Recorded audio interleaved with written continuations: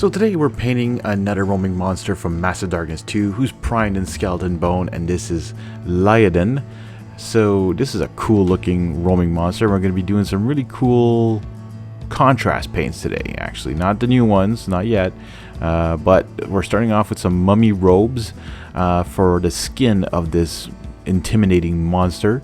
So he's got some skin on his chest, he's got some skin down that big tail of his. You're gonna make sure to get that all over there. And so mummy robes has a hint of pink to it. You don't see it very well here, but it does cover up the skeleton bone very well. You might have to put on some second touches here and there. Brainmatter Beige now. This is from Army Painter, and we're gonna be putting this on that little cloth that he has. And you can almost think it's the same color as the mummy robes because it's very light, but it actually isn't. It's got more of a, I think it's got a bit of a subtle brown tone to it, more like on the beige side. That's why it's called Brainmatter Beige.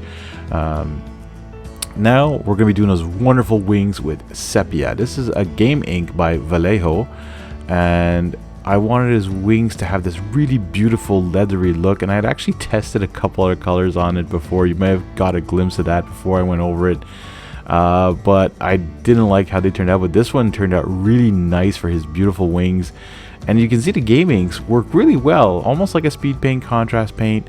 They get into the nooks and crannies very nicely, and this brown is very nice. It's not even comparable to the Sepia from Contrast from Citadel. Iyanden yellow is our first contrast paint. We're going to be doing as part of these flames that he has coming out of his like chain whip or whatever this thing is. And it's going to be the base part of the flames. Again, if you're new to the channel, please hit that subscribe button. And if you consider liking these videos, or if you do like these videos, consider hitting that like button. Ryza Rust, now we're going to really make those wings pop now with this orangey dry color. It is a dry paint by Citadel. We're really just going to massacre those wings with it and get it on there. Gryph-Hound orange now to really make those flames pop. As you can see, I make it look like it's really coming from below and just around the edges to get the orange feeling as if it's really hot. Some Snakebite leather. Now please don't do these top two horns. I wasn't supposed to do these. Don't do them, okay? Do the other horns. He's got 4 other horns. Do those ones. Do not touch those top ones. I will come back and paint over them. I don't know why I painted those. I wasn't paying attention. I wasn't supposed to paint those. Yes, I'm doing the sword as well with the Snakebite leather because I'm going to be doing something really cool with these parts of the miniature. I'm really trying new things with this guy, like not using just metallic paints, not using... anyways, you're going to see. Keep watching. Alright, some black Templar now for all his armor.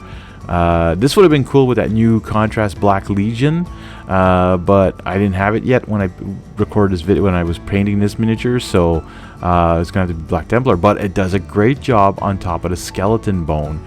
It actually doesn't become gray like it does on top of white primer, and a little bit, but not much, and then it gives a nice contrast between the lights and the darks, you know, which is great, which is what you want to do, and you want to get through these miniatures fast.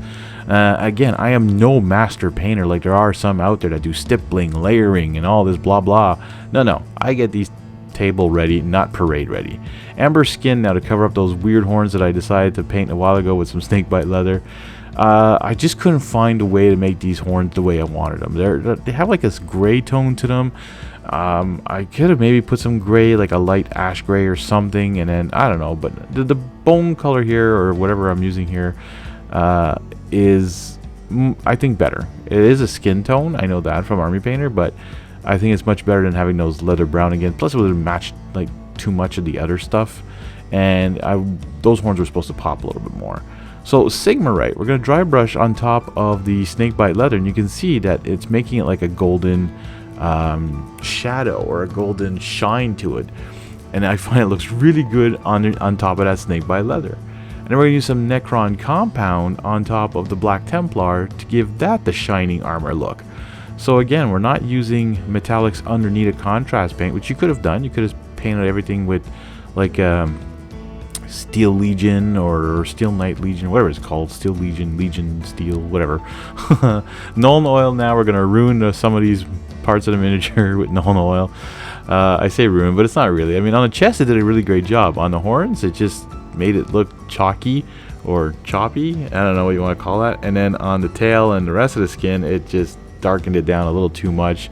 So I do come back quickly, dry brush a little bit more of the mummy robes back on top, or is that what I used on his skin? Yeah. Anyway, so I just came back, touched that up just a little bit. Also used back the Brainmatter Beige just to highlight the edges, just not to lose too much of that coloring in there. Alright, so there you have it. Lyidan is painted and ready for the table. I hope you enjoyed these videos, folks. Hit that like button, and if you're new to the channel, again, subscribe, and we'll catch you all in the next one.